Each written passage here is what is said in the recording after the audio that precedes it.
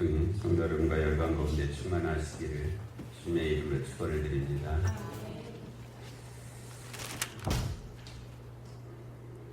지난주에 겟세마네라는 제목으로 말씀드렸는데요.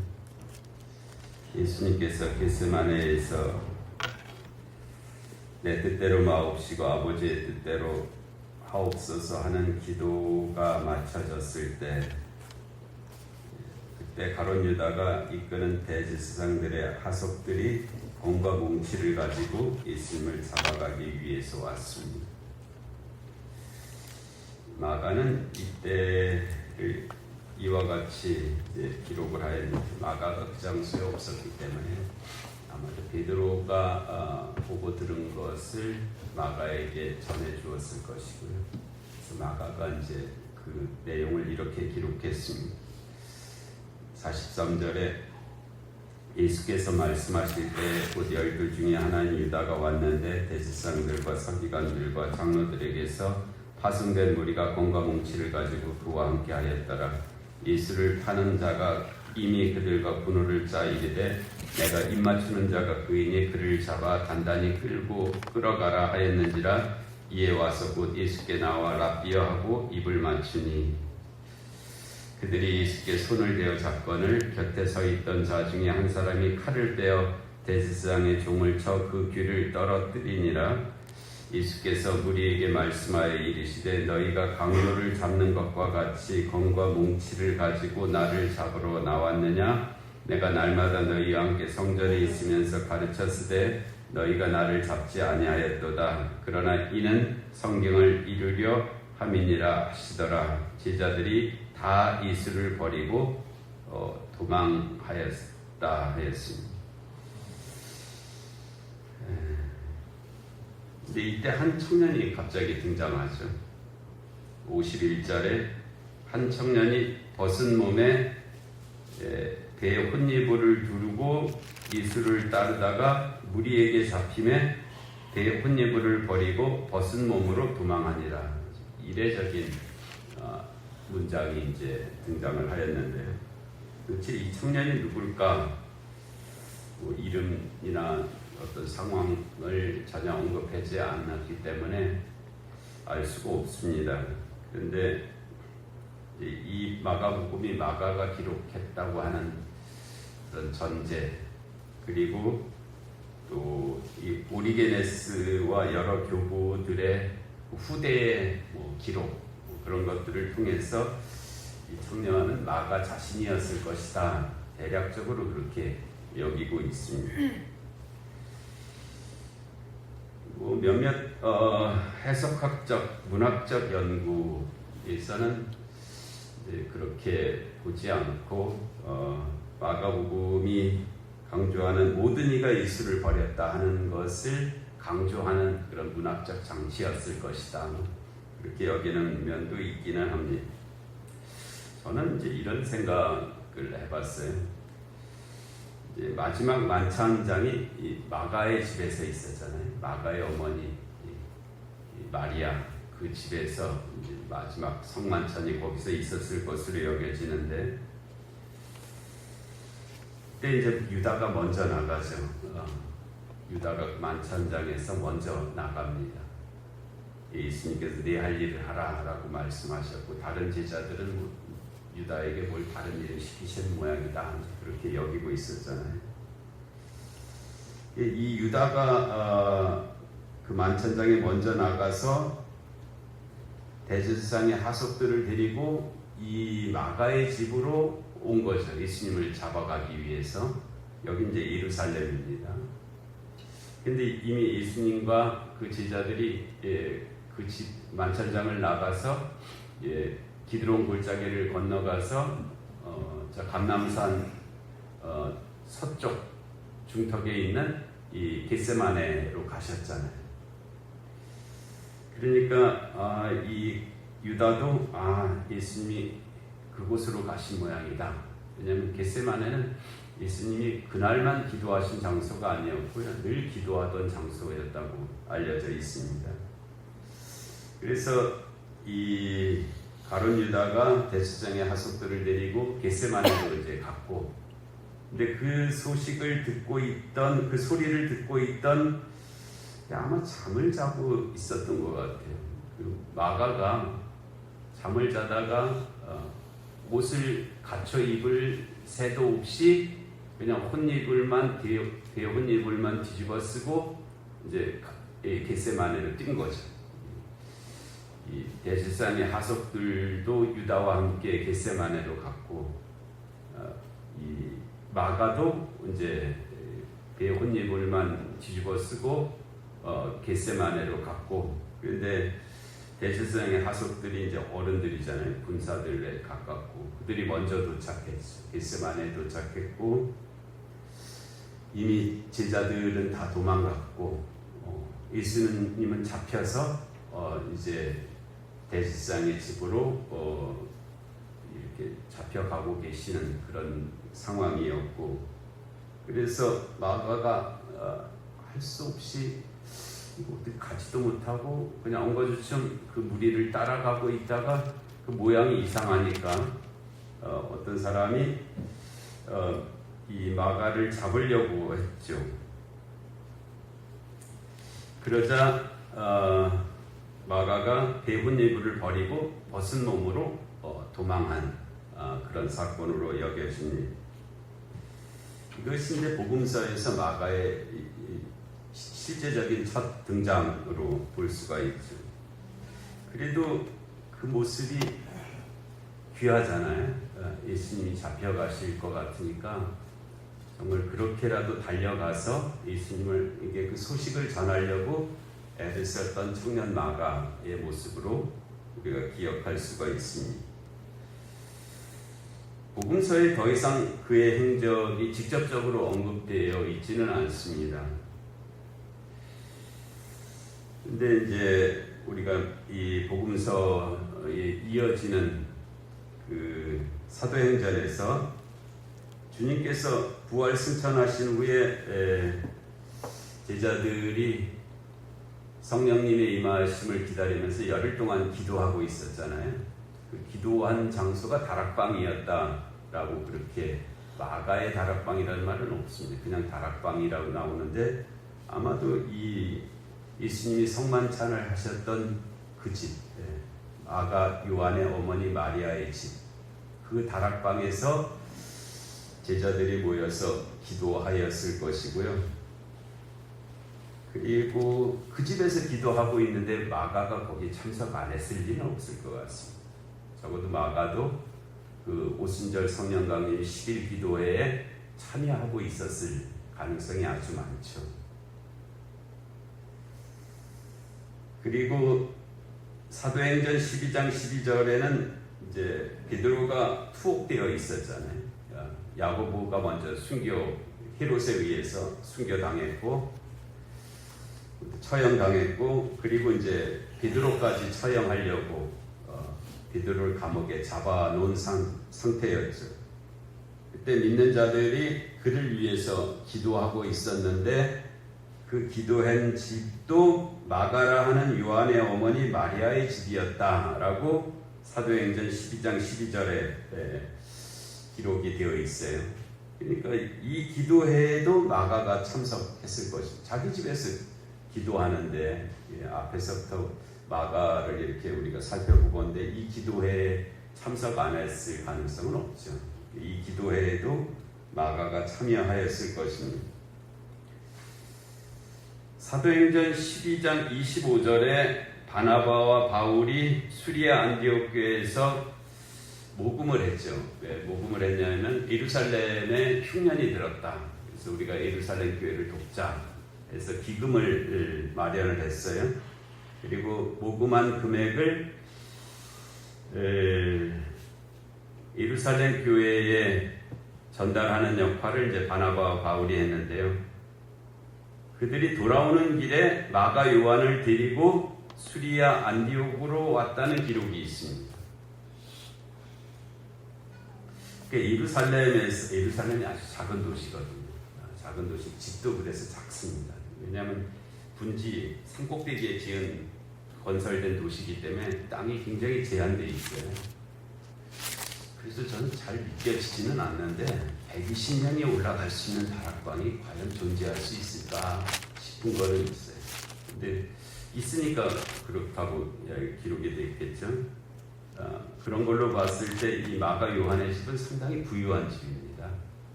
120명이 들어가서 기도할 수 있는 집을 가진 사람이거든요. 그리고 그 집의 아들이기 때문에 상당히 부유하게 자랐던 마가 요한으로 볼 수가 있죠. 근데 그가 선교지라고 할 수 있는 수리아 안디오고로 갔다고 하는 것은 마가 요한에게 그만한 믿음이 있었다 하는 그런 증거입니다. 예루살렘을 떠나기도 쉽지 않았을 것이고 저 이방인의 땅 수리아 안디오게까지 따라갔다고 하는 것은 그만한 믿음이 있었기 때문에 가능한 그런 일이었죠. 근데 사도행전 13장 5절에 바나바와 바울이 수리아 안디옥 교회에 파송을 받아서 이제 1차 전도 여정을 출발하게 되잖아요. 그때 수행원으로 마가 요한을 두었다라고 되어 있습니다. 마가 요한은 바나바와 바울과 함께 순회 전도자가 되기로 결단하고 그 길을 떠난 것입니다. 이게 굉장히 어려운 길입니다. 지금은 그래도 우리나라 선교사분들이 어려운 곳에 가서 고생들도 많이 하시지만 지원도 많이 해드리거든요. 그리고 또 우리 교회 같이 오시면 또 머물 곳을 이렇게 제공하기도 하고 이렇게 또 선교할 수 있는 그런 경비도 보내드리기도 하고. 그런데 이 당시에 이 순회 전도자들은 다 자기가 알아서 해야 되는 일입니다. 머물고 먹고 쓰고 하는 모든 일들을 자기가 자급해서 해야 되는 그런 때, 또 이 당시가 이제 로마 제국이고 또 유대인들은 유대교회 때죠. 그럴 때 이 기독교의 복음을 가지고 전도자가 선교사가 된다고 하는 것은 아주 어려웁니다. 정말 어려웁니다. 근데 그 길에 이 마가 요한이 그 청년이 거기에 이제 같이 가기로 그렇게 출발을 했다는 거예요. 근데 사도행전 13장 13절에 바울과 및 동행하는 사람들이 바보에서 배 타고, 이 바보는 구부로 섬입니다. 이제 밤빌리아의 버가, 지금의 튀르키예 땅이죠. 밤빌리아 버가에 이르니 요한은 그들에게서 떠나 예루살렘으로 돌아갔다. 그래서 우리가 강렬한 기억은 요 말씀입니다. 마가 하면 성경에다가 하여튼 포기하고 돌아간 사람. 이게 이제 제일 강렬한 마가에 대한 기억인데요. 그래서 오늘 설교 제목을 마가를 위한 변명 이렇게 할까 하다가 좀 유익한 자라고 그렇게 했는데, 왜 그렇게 했는지에 대해서 사도행전은 더 이상 설명은 하지 않고 있습니다. 추정을 해본다면 버가라고 하는 것은 해안이고 그 다음에 이제 그들이 간 곳이 이제 비시디 안디옥인데요. 그 비시디 안디옥으로 가는 길은 내륙 고원지대로 가는 길입니다. 거기로 가려면 토레스 산맥을 넘어야 되거든요. 아주 험한 길이란 말이에요. 그래서 이 지역은 도적과 열병으로 악명이 높았던 그런 여정이고요. 젊은 마가가 이 여정 앞에서 어떤 두려움을 느껴서 난 더 이상 못 가겠다, 돌아갔을까? 그런 생각할 수는 있습니다. 또 좀 어려운 말이지만은 사도행전 13장 9절 이후부터 이 누가가 썼다고 여겨지는 이 사도행전의 저자가 바나바와 사울이라고 하던 표현이 바울과 바나바로 바뀝니다. 이 앞에서는 계속 바나바와 사울이었거든요. 순서가 그래서. 그리고 그동안의 역사를 봐도 바나바가 당장 먼저 나와야 될 이름입니다. 그 다음에 이제 사울은 거의 따라붙는 이름인데, 근데 이 13장 9절 이후부터, 그러니까 부보로 섬에서의 그 성령에 임하시는 그 사건으로부터 이 순서를 바울과 바나바라고 쓰기 시작합니다. 이게 이게 뭐 그게 그렇게 큰 일이냐 하지만은 큰 일이거든요. 사실 큰 일입니다. 누구 이름을 먼저 쓰느냐 이게 보통 일이 아닙니다. 사람 사는 곳에서 이 누구 이름을 먼저 쓰느냐 이게 이제 상당히 사람들이 관심이 많고 또 자기 이름이 먼저 안 나오면 화를 내고 겉으로 화를 못 내는 사람은 뒤에서 수근수근대고 이제 뭐 그러는 일입니다. 근데 이것은 이제 이 사역의 주도권이 바나바에서 사울로 넘어갔음을 의미하는 것이기도 합니다. 근데 요한 마가는 바나바의 생질 조카거든요. 그래서 지도권이 이렇게 바뀌는 것을 못마땅하게 여겼을 수도 있습니다. 우리 삼촌이 당연히 이거 앞장서서 하실 일인데 왜 이게 바울이 이 모든 것을 주도해 나가나? 거기에 대한 반감으로 이제 돌아갔을 가능성도 저는 상당히 많다고 생각합니다. 뭐 그냥 그 외에 뭐 좀 이 여행 자체가 전도 여행 자체가 너무 버거워서 나 더 이상은 못하겠습니다 하고 돌아갔을 가능성도 있고요. 근데 사도행전 15장 38절에서 바울은 그가 이제 이 마가를 가리키는 말이죠. 바울은 마가가 함께 일하러 가지 아니한 자라고 그렇게 아예 단정을 해버렸습니다. 그리고 더 이상 그를 신뢰하지 않죠. 바울이 보기에는 마가가 마음에 들지 않았던 겁니다. 그리고 이제 바울과 바나바는 1차 전도 여정을 마쳤고 그리고 수리아 안디옥으로 돌아갔고 마가는 이제 예루살렘으로 당연히 자기 집으로 돌아갔을 것이고 그런 상황에서 마가가 다시 등장하는 것은 첫 번째 예루살렘 공의회 기간이었습니다. 첫 번째 예루살렘 공의회가 주후 아마 한 50년에 있었을 것인데요. 바울과 바나바가 1차 전도 여정을 마치고 수리아 안디옥에 돌아가 있었는데 그 수리아 안디옥에 순회 전도자들이 찾아와서 예수를 믿어도 할례는 받아야 하고 율법은 지켜야 된다. 그렇게 이제 가르쳤단 말이에요. 그러니까 거기에 대해서 수리아 안디옥 교회가 그렇지 않은 것 같다. 그것도 이방인들이었고요. 그래서 우리가 어떻게 할례를 받고 율법을 꼭 다 지켜야 되느냐? 그거 맞는 것 같지 않다. 그래서 막 서로 변론이 있었고 논쟁이 있었고 그러다 보니까 그럼 이거 우리끼리 해결이 안 되는 것 같으니까 예루살렘 교회에 가서 묻도록 하자 한 것이 첫 번째 예루살렘 공의회입니다. 그래서 그 문제를 가지고 예루살렘으로 간 사람이 바울과 바나바였습니다. 수리아 안디옥 교회를 대표해서 그래서 이 예루살렘에서 이제 머물러 있었는데요. 그 기간이 적어도 한 달은 되었을 거겠죠. 뭐 그렇게 긴 기간은 아닌데 이 공의회가 이렇게 한 번 회의에서 끝나지 않거든요. 여러 번 모이고 이 제2바티칸 공의회는 3년, 트리엔트 공의회는 18년 정도를 했습니다. 아주 긴 회의인데. 아마 이 초대 예루살렘 공의회도 뭐 적어도 진작으로 한 달 정도는 했을 것 같은데 그 한 달을 어디에 있었겠어요? 이 바울과 바나바가 당연히 마가 집에 있었을 것입니다. 마가 집에서 함께 거기서 이제 머물렀을 것으로 여겨지는데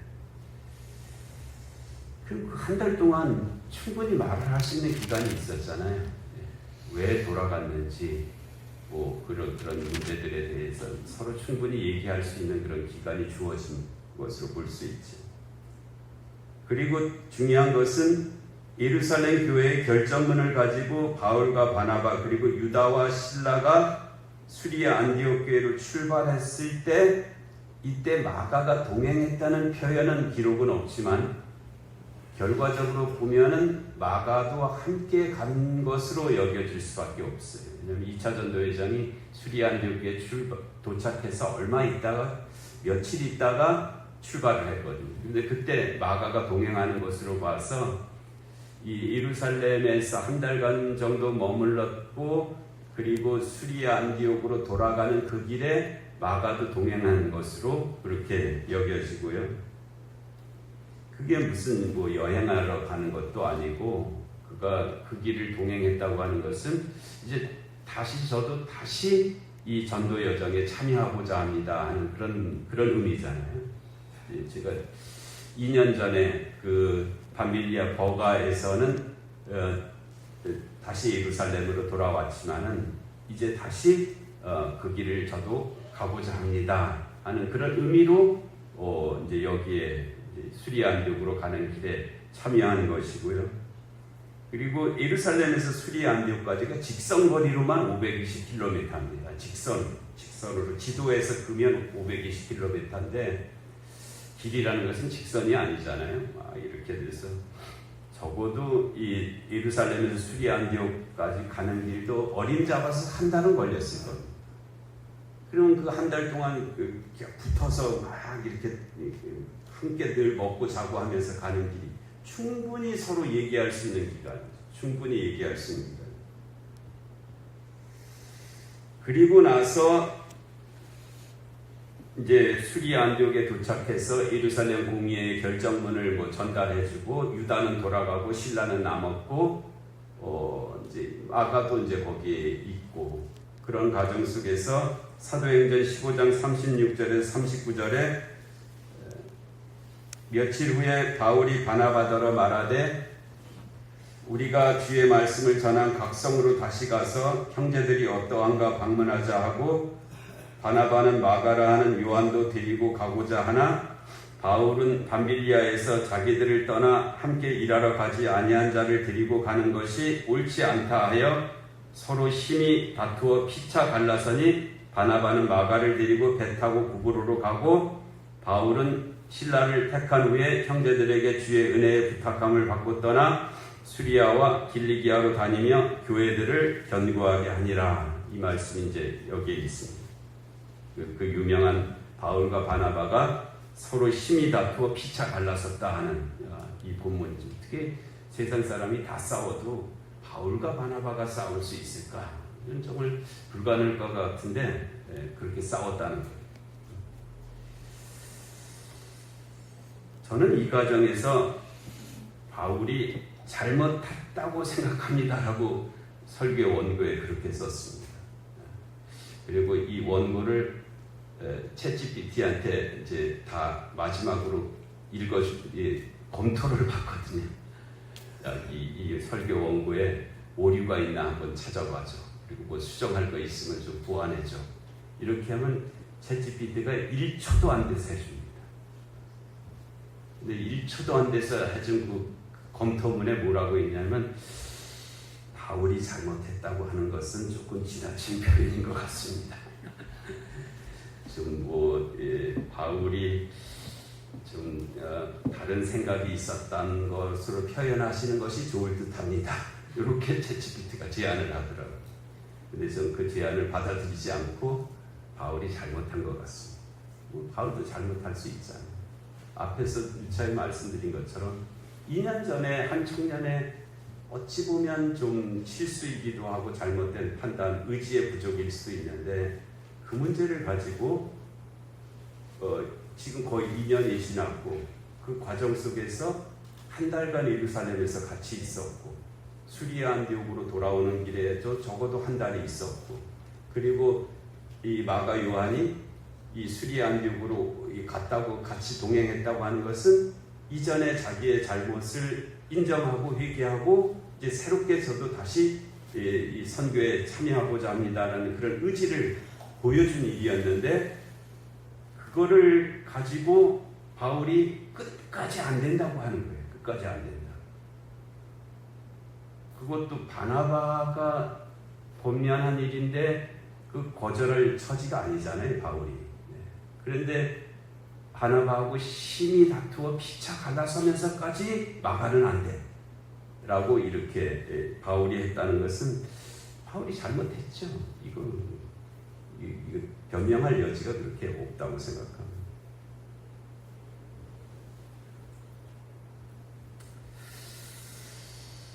그래서 이제 갈라섰죠. 갈라서서 바울은 신라를 데리고 길리기아와 그 갈라디아 지역으로 갔고, 이제 바나바와 마가는 구브로로 갔고, 이 과정에서 청년 마가가 그 어른들이잖아요. 바울과 바나바 상당한 어른들이죠. 자기들 여러 가지로 어른들인데 그들의 다툼에 몹시 실망했을 가능성이 있죠. 어떻게 저런 분들이 저렇게 싸우나.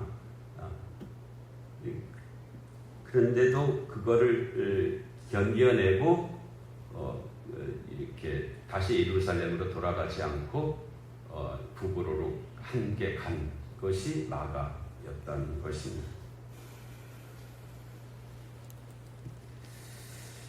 골로새서 4장 10절 11절에 이게 이제 바울이 기록한 거잖아요. 골로새서 나와 함께 갇힌 아리스다고와 바나바의 생질 마가와 그 마가가 바나바의 생질 조카라는 것이 여기에 나온 기록입니다. 다른 곳에는 없고요. 이 마가에 대하여 너희가 명을 받았으며 그가 이르거든 영접하라. 유스드라 하는 예수도 너희에게 문안하느니라. 그들은 할레파들이니, 여기 그들이 요 앞에 나온 그 사람들이 아리스다고 마가 유스도, 이 사람들이 할레파라는 거예요. 유대인이라는 뜻입니다. 할레를 고집하는 사람이 아니라 유대인이라는 뜻이에요. 이들만은 하나님의 나라를 위하여 함께 역사하는 자들이다. 아리스다고 마가 유스도가 그 유대인이고 할례 받은 자들이지만 하나님의 나라를 위하여 함께 역사하는 자들이다 라고 그래요. 이런 사람들이 나의 위로가 되었느니라. 바울을 위로하는 자의 명단 속에 마가가 들어있다는 것입니다.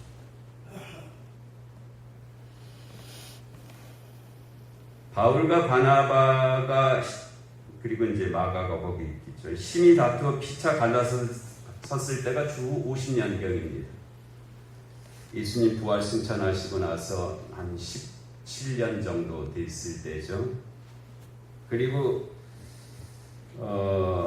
그때 이제 그런 일이 있었고, 근데 골로새서를 바울이 쓸 때가 주후 62년경 정도로 볼 수 있습니다. 60년에서 62년 요때 이제 로마의 감옥에 있었는데, 그때 쓴 서신이 이제 골로새서잖아요. 에베소서, 골로새서, 빌립보서, 빌레몬서, 네 서신을, 소위 옥중 서신이라고 하는 서신을 그때 썼죠.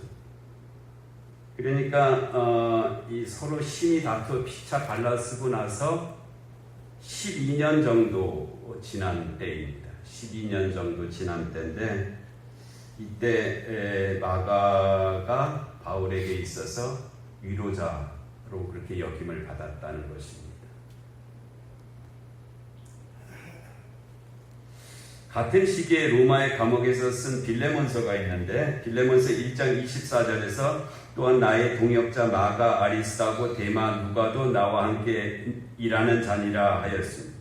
여기서는 동역자의 명단에 마가를 맨 먼저 기록하고 있습니다. 바울에게 있어서 마가가 그러하였다는 것입니다.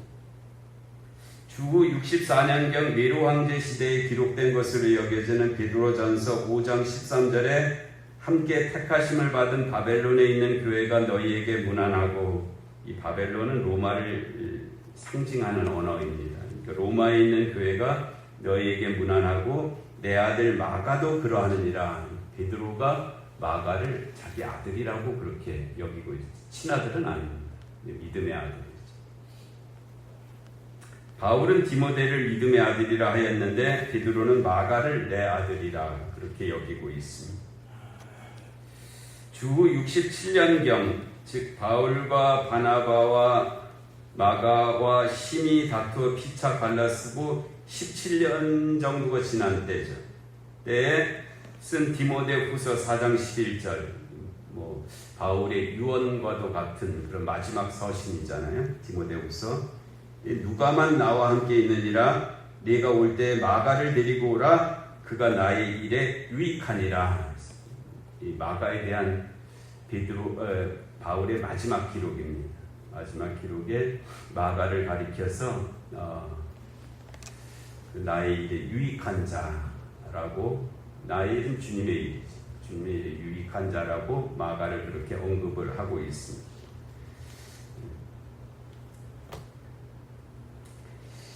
마가는 전승에 따르면 알렉산드리아에 교회를 세우고 첫 감독으로 있다가 주 68년경에 순교하여 그곳에 묻혔고, 주 828년에 베네치아 상인들에 의해서 옮겨져 현재 베네치아 산마르코 성, 베네치아 가면 성 마가 교회가 아주 제일 크게 그렇게 되어 있는데 거기에 묻혀 있다는 전승이 있습니다.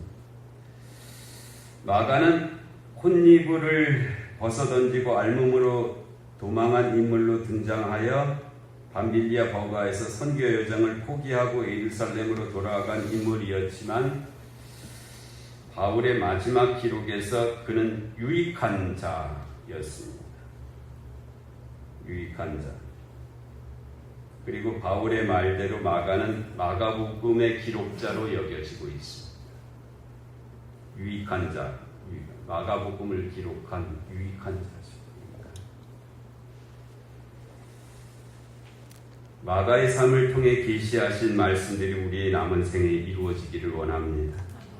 우리 모두가 하나님 나라와 그 의를 위해서 유익한 자들로 여김을 받는 그런 삶이 되시기를 주님의 이름으로 축원을 드립니다. 내려오신 하나님 아버지, 마가를 바울은 마지막으로 유익한 자라고 그렇게 기록을 하였는데, 하나님, 저희들의 삶이 하나님 나라 의를 위해서 그와 같이 여김을 받는 그런 삶이 되게 하여 주시옵소서. 예수님의 이름으로 기도하옵나이다. 아멘.